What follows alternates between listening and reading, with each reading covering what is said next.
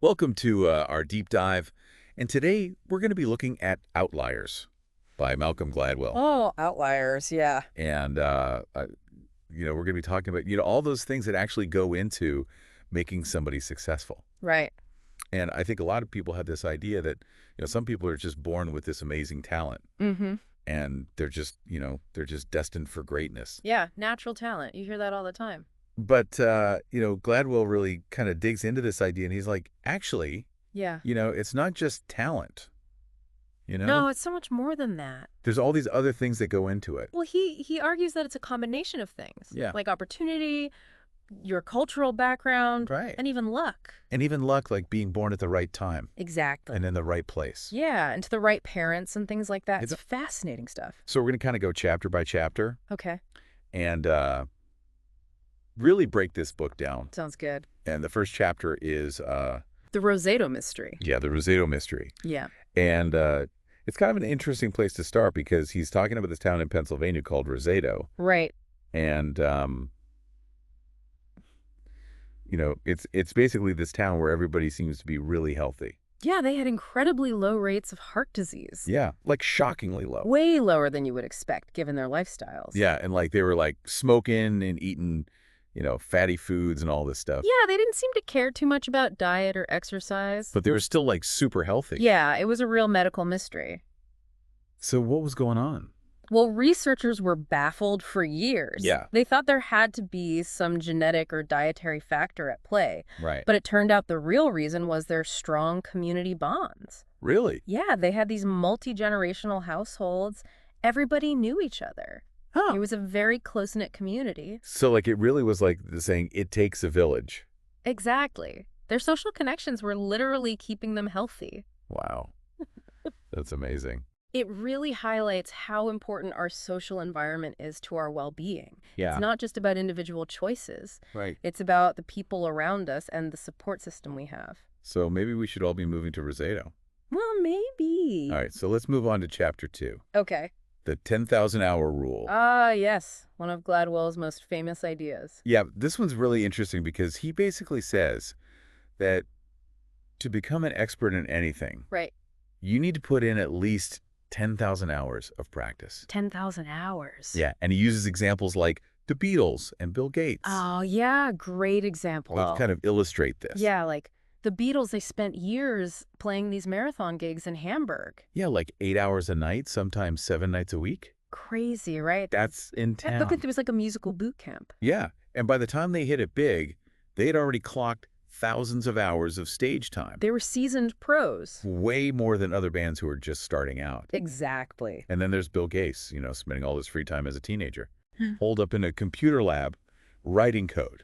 He was obsessed with computers. But it wasn't just his passion and drive that led to his success. Right. He also had incredible opportunities. Yeah, like he had access to a high school with a state-of-the-art computer lab. Back when that was unheard of. Yeah, and he even got to use the computers at the University of Washington. Incredible access for a teenager. So it makes you wonder, would he have become Bill Gates without those early opportunities? That's a good question. Yeah, like even with all that talent and dedication. It's hard to say for sure. But it definitely seems like those opportunities played a huge role in his success. They helped him get to those 10,000 hours. Yeah, so it's not just about hard work. It's about having access to the right resources and opportunities. Gladwell really emphasizes that point. Yeah, and it makes you think about, the opportunities we've had or haven't had in our own lives. Absolutely.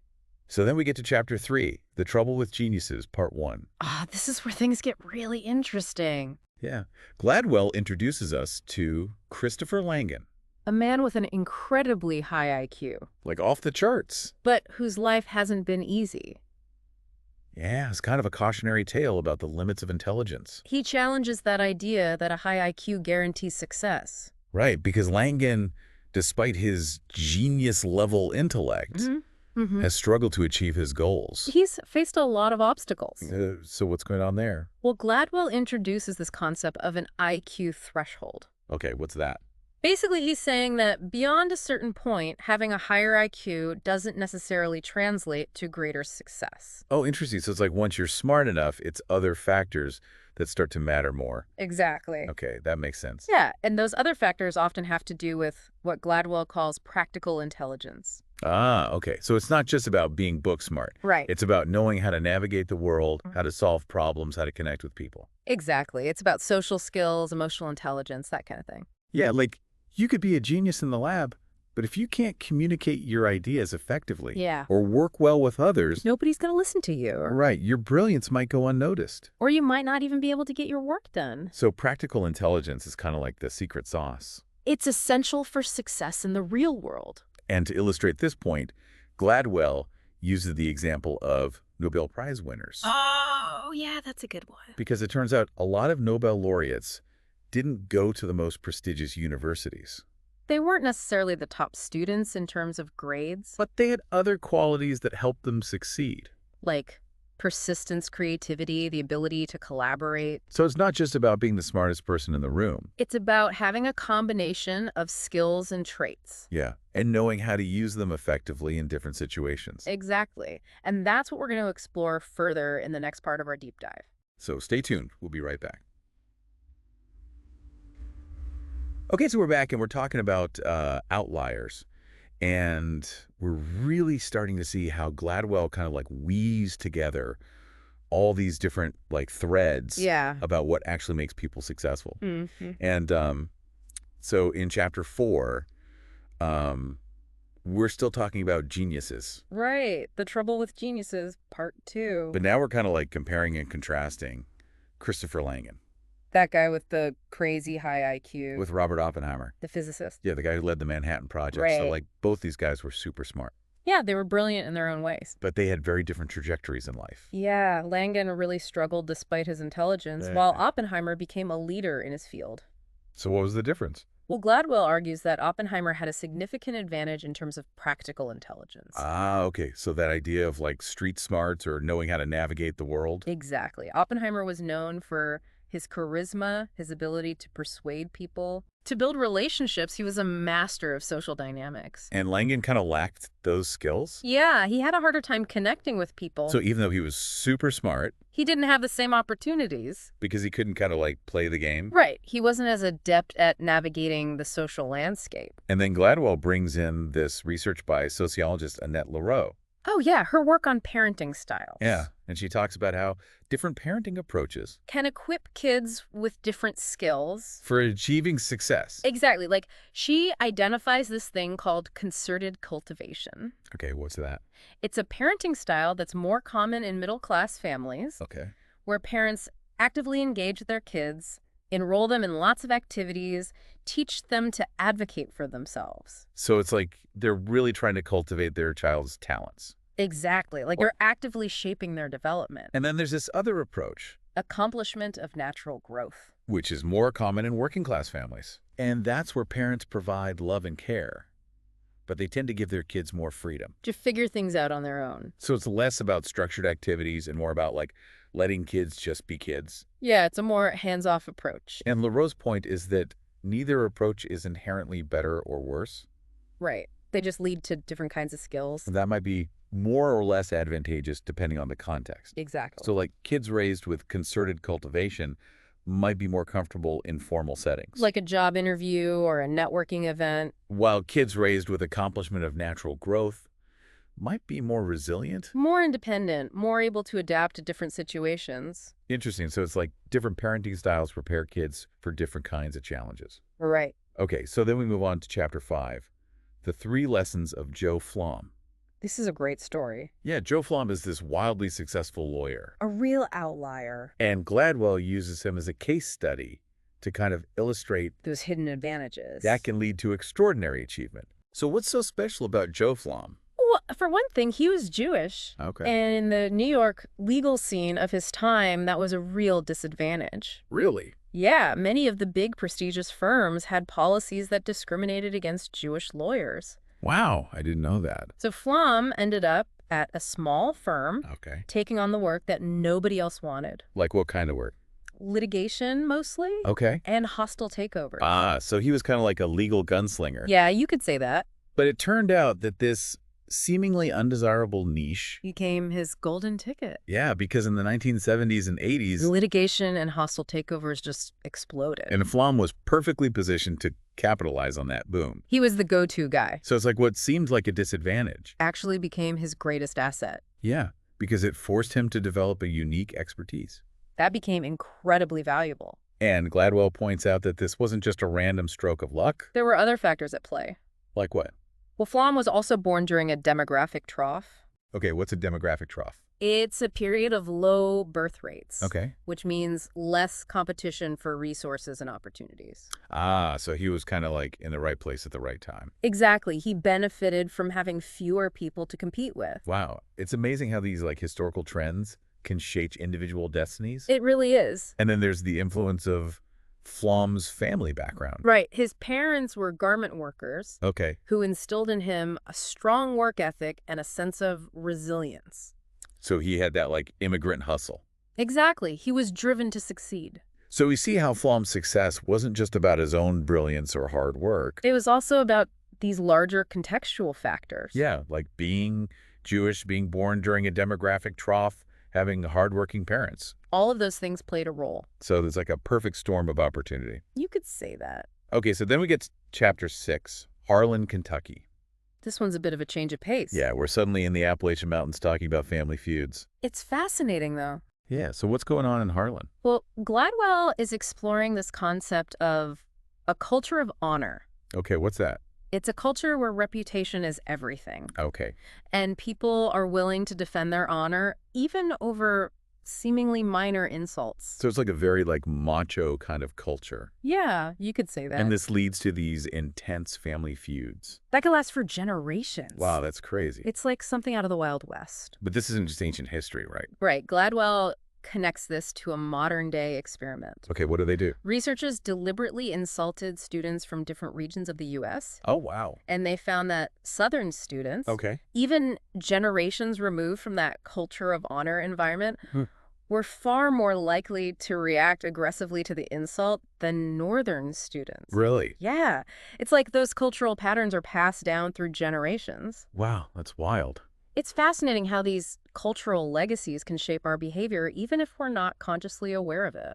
Yeah. Yeah, it makes you think about your own upbringing and like how it might have influenced your reactions to things. Absolutely. Okay, so now we're going to shift gears again Okay. with chapter 7, the ethnic theory of plane crashes. This is a really powerful chapter. Yeah, it's about those tragic Korean air crashes in the 1990s. Right. And how cultural differences in communication played a role in those accidents. It's a sobering example of how even in highly technical fields like aviation, human factors can have a huge impact. Yeah, I remember reading about this. It was like the pilots were hesitant to challenge their superiors. Right, because Korean culture at the time had a very high power distance index. Okay, what's that? It means there's a strong emphasis on respecting authority and a reluctance to question those in higher positions. Ah, so even if a junior pilot saw a problem, they might be afraid to speak up. Exactly. And that hesitancy to challenge authority rooted in cultural norms contributed to some of those crashes. Wow, that's scary.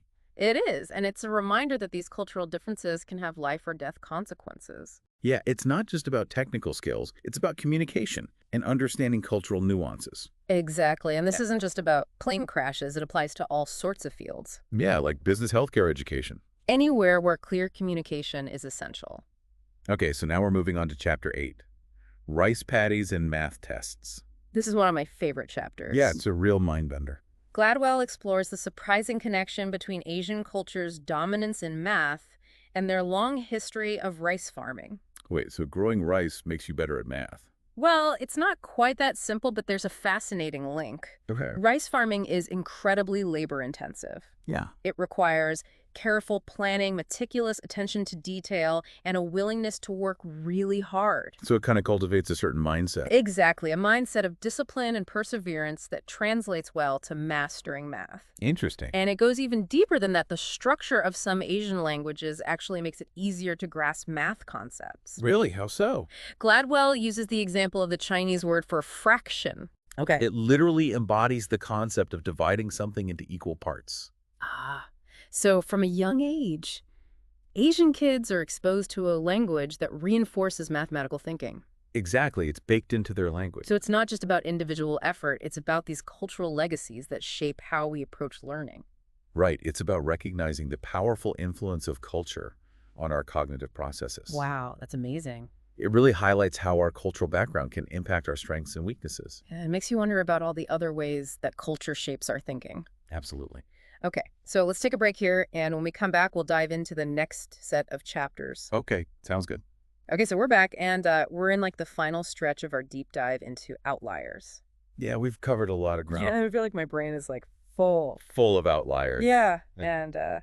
and we've seen how Gladwell, like, he's not just talking about like individual effort or talent. Right. He's talking about like all these other Like things. opportunity and cultural legacies that play into success. Yeah, he's really painting this bigger picture of success. And now I feel like he's kind of like challenging us Mhm. to think about how we can create a more equitable world. Right, like how can we make success more accessible to everyone? Yeah, exactly. Like how can we level the playing field so that more people have a chance to reach their full potential? And he gives us some clues in chapter 13. The ethnic theory of plane crashes continued. Ah, yeah, that one about the Korean air crashes. Remember how we talked about the role of cultural communication patterns? Yeah, like that whole thing about the power distance index Hmm. and how pilots were hesitant to challenge their superiors. Well, the interesting thing is Korean Air was able to turn things around. They did. How? One of the key changes they made was switching to English as the official language of the cockpit. Whoa, they switched to English. Yep. It was a way of creating a more neutral communication space. So, like, by speaking English, the pilots could kind of step outside of those rigid hierarchies of Korean culture. Exactly. They could interact in a more egalitarian way. Wow, so it wasn't just about improving language skills. It was about changing the whole cultural dynamic. It was a cultural shift. And it worked. Yeah, they saw a significant decrease in accidents after making that change. Wow, that's amazing. Yeah. So it shows that even deeply ingrained cultural patterns can be changed. With the right approach. Yeah, and if they can change something as complex as communication patterns in a cockpit, Hmm. imagine the possibilities for creating more equitable systems in other areas of life. Right, like in education or healthcare or the criminal justice system. Exactly. Like if we can shift those cultural norms, we can create a world where everyone has a fair shot.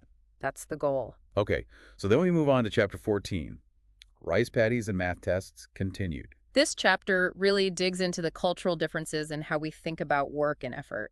Oh yeah, remind me about that. Gladwell contrasts the Western idea of work as something separate from leisure. Yeah, like something we got to do to make money. Right, with the Asian concept of work as an integral part of life. Like something that's actually enjoyable and meaningful. Yeah, and this difference in perspective is reflected in the way Asian and Western students approach learning. So, like, Asian students are more likely to persevere even when things get tough, Because they see effort as a virtue in itself. whereas Western students might give up more easily. Right.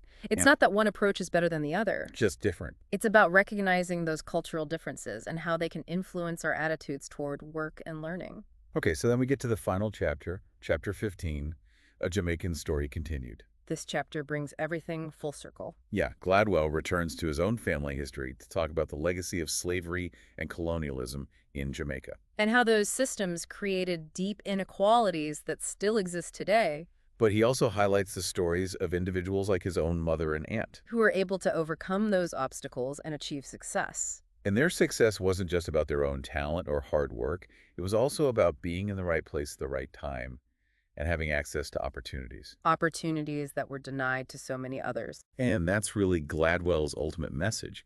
He wants us to see that success is not just about individual merit. It's about understanding those hidden advantages and systemic inequalities that shape our destinies. He's calling for a more nuanced understanding of success. One that acknowledges those complex factors that contribute to achievement. So it's not just about celebrating individual outliers. It's about creating a world where more people have the chance to become outliers. Yeah, a world where success is not determined by arbitrary factors like birth date or zip code. Exactly. A world where everyone has a fair shot. So what do we do with all this? What are we taking away from Outliers? I feel like this book has really made me think about my own assumptions about success and like all the things that have maybe helped or hindered me along the way. And I'm curious to know what you're thinking about. What are you taking away from Outliers?